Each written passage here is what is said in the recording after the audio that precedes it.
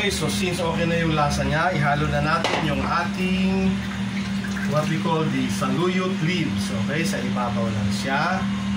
Okay, so hugasan na yun na maayos. So malinis na yan. Okay, so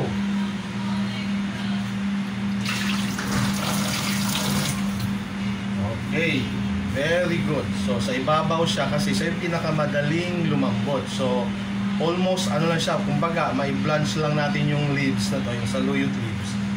Ready to serve na siya. Okay, so yung isda, yung ating dalagang bukid nandun na sa naihalo na natin. So yung kanyang aroma talagang ano yun, hahalo na yun sa ating dinigding. Okay, so ang kagandahan nito guys, karamihan ng nagluluto ng dinigding, mapa Ilocano man, Tagalog, Bisaya or Kapampangan or Ilonggo, Ilongga, yung sa atin meron tayong ilalagay na twist. Okay, so kakaiba ito, lalagyan natin siya ng what we call this, the so-called, lakasan natin ako no?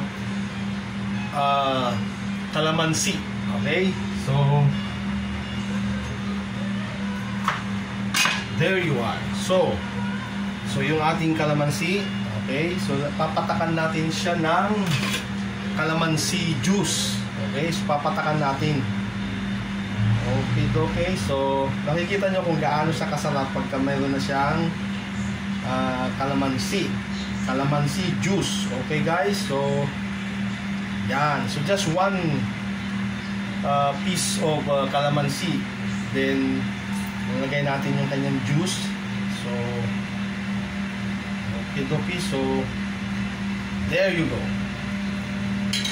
So malalaman natin ito mamaya kung gaano siya kasarap yung sundot ng tinatawag na asing calamansi. So tamang-tama lang siya. So yun yung twist na nilagay natin today, yung ating dinengdeng with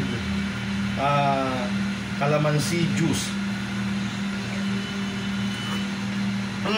Delicious, uwishi. So ganun kasarap yung ating dinengdeng saluyot with fried dalagang bukid dinengdeng saluyot. Okay, so it's very delicious and nutritious. I hope our millennials magustuhan nila yung ganitong simple menu na ulamin nila dahil napaka nutritious and delicious siya. Good for our health. Okay guys, again, this is Rick Ayaay, your Anside the Vlogger. So kita nyo na yung leaves is almost ano lang, pagka na-blanch na natin siya, good, ready to serve na po siya. Okay guys, again, this is Rick Ayaay, your Anside the Vlogger.